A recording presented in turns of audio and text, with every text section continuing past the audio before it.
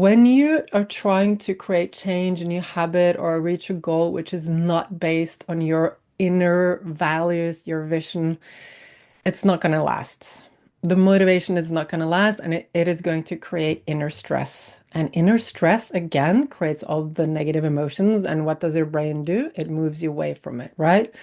So if you want to create sustainable, lasting change, first of all, check in. You would think that, if like that your brain will help you or your subconscious will help you doing things that serve you, not the opposite. But what you're saying is that basically it prefers to stay in the area that it's known and it knows what's happening there. My question is, how do you break through that pattern? Because so many things are good for us to do in life. But like you say, our subconscious will say, hey, like, no, it's okay. You used to do that. Do whatever you did until now. It not only that it's fine with whatever it knows and it wants to stay there, it would even be like your lawyer telling you why you should stay where you are.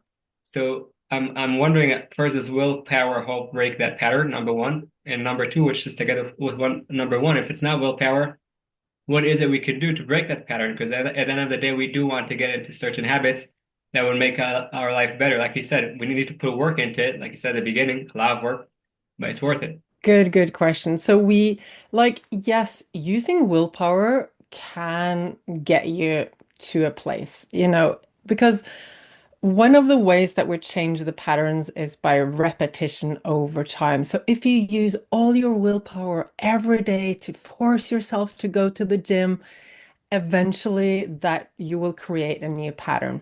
The thing is, willpower, it necessitates so much energy. And why is that? The concept of willpower means that you need to go against friction.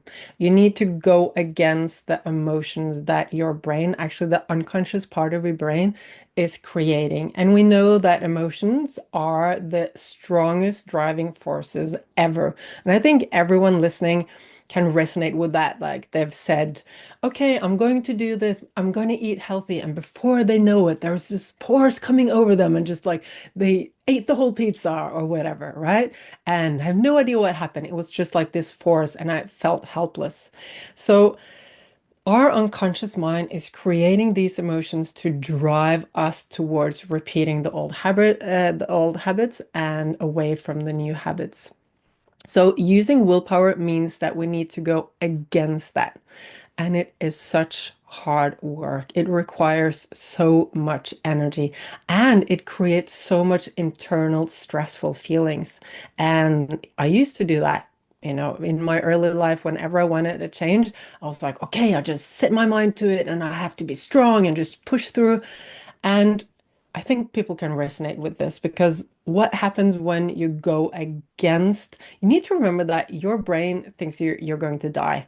And you're saying, whatever, brain, we are going to do this anyway. So, and the more you're trying to steer the ship in the opposite direction of what your brain wants, the more like stressful emotions it will create and the more willpower you will need. So it's just like a fight against the strongest forces that you have that are inside of you that really drive everything. So of course it is tiring. It requires a lot of energy and it will create a lot of uncomfortable feelings on the inside. And how good is your life if it's filled with inner stress all the time?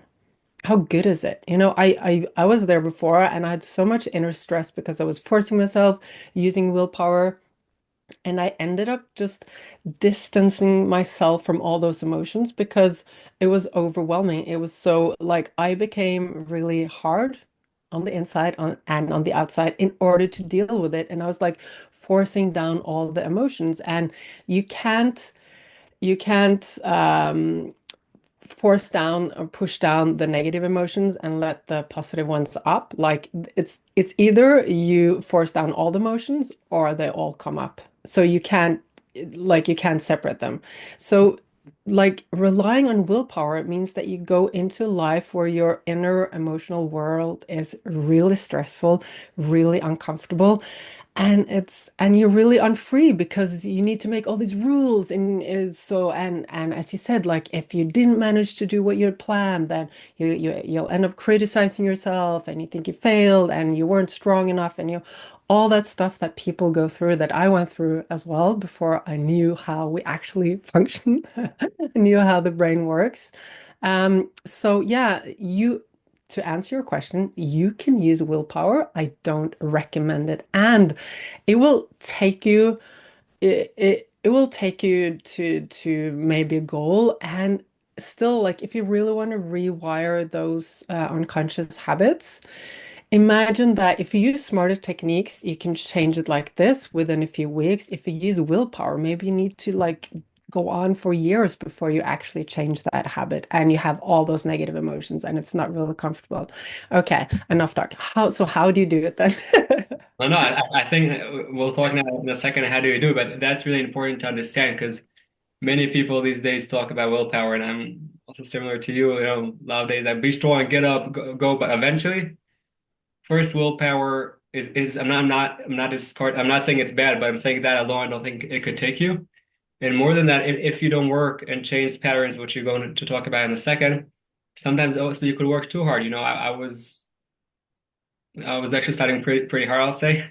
And I said, oh, willpower, willpower. Eventually, I didn't sleep all, and we'll talk about sleep maybe after, but which is really important.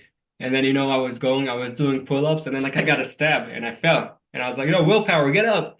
I go up, and then another stab, and I'm like, okay. So I'm saying willpower, it has its place, but I much more connect to what you said that now you're going to say what can we do? But we need to understand that willpower alone, whatever you want to talk about, willpower, push through. It's a part, but there are much more parts. So I would love to hear about the parts, Yeah. how can we, get to our Yeah. go in and have a better life. So And thanks for sharing that part as well about you using willpower and just getting up. Your body was telling you something and you were like, no, no, I have to push through. And I think most people can resonate with that and understand it. And we have built our society around the idea that if you don't reach your goals, you are weak. You need to be stronger and just push through. And it is not the way to reach your goals and to create change. Okay, so how do we do it then? So there are many ways in, and of course, a lot of things we can do, and always working with like a coach who can help you reprogram your unconscious mind is great. And there's still so many things you can do on your own. So I spoke about how it's the emotions that are driving us. We need to understand that every second of our day, of our life, our brain is doing its best to keep us safe. How does it do it? It does it by driving us towards safety and away from danger. What is dangerous? What is safe? We don't always know. But whenever there are uncomfortable emotions somewhere, your brain goes, oh, this is dangerous. And where there are comfortable emotions, your brain goes, I want to bring you there.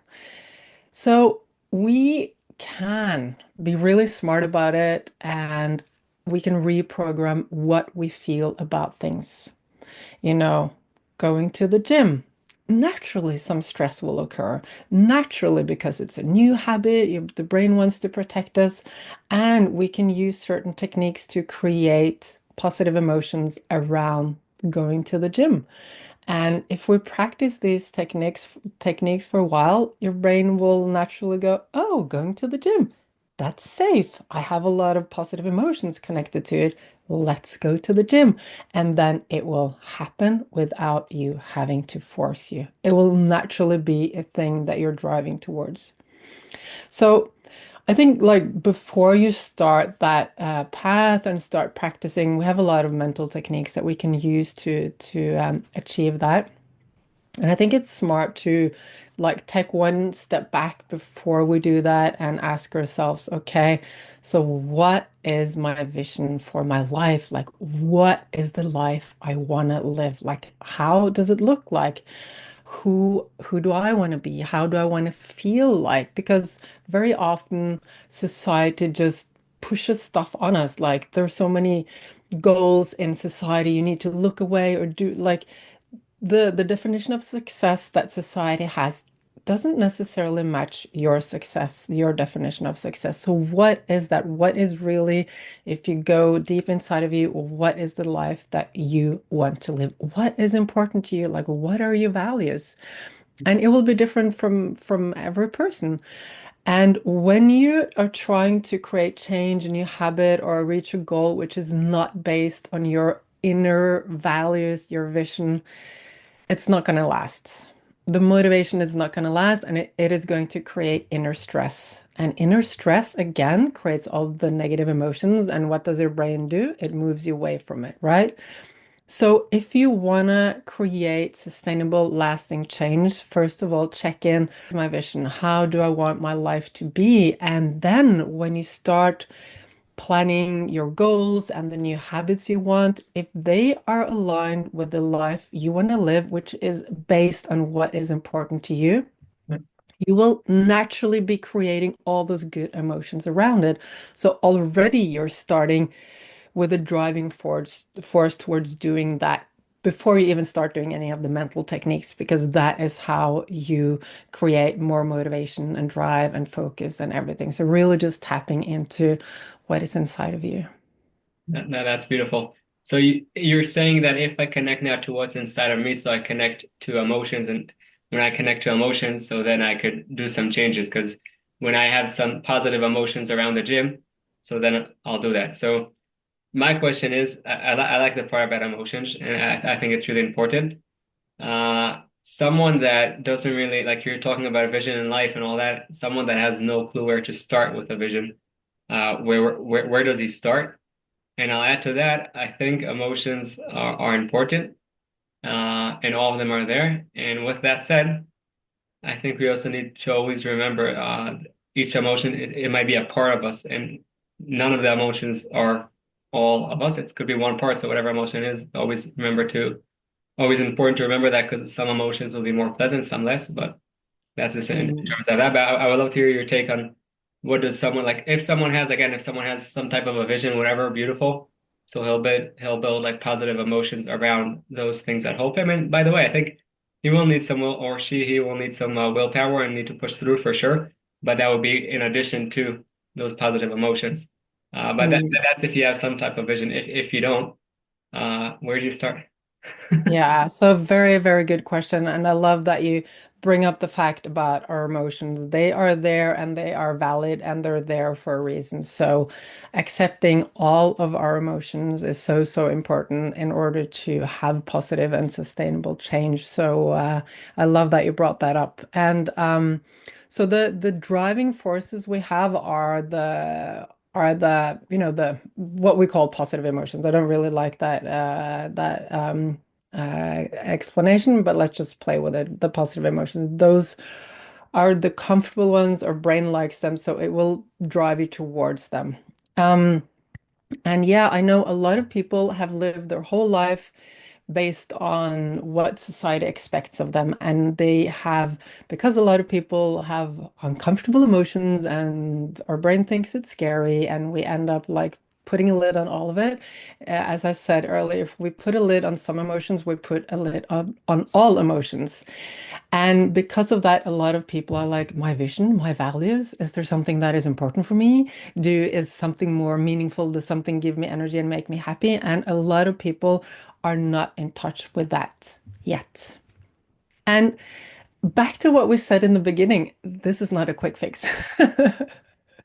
It is a process, and everyone can get more in touch with what gives them a feeling of meaning and happiness. And this is really the path you want to take. So my best advice is to be patient. You can start asking yourself, like when you do something, does how do I feel when I do it? Like, does this make me happy? Does this give me energy? And if we're honest with ourselves, if we're in a situation, we're doing something in our life and we're feeling, if we start being aware of it, we'll notice if something is draining us of energy. That will be a clear indicator that we're off the path that is chosen for us, really.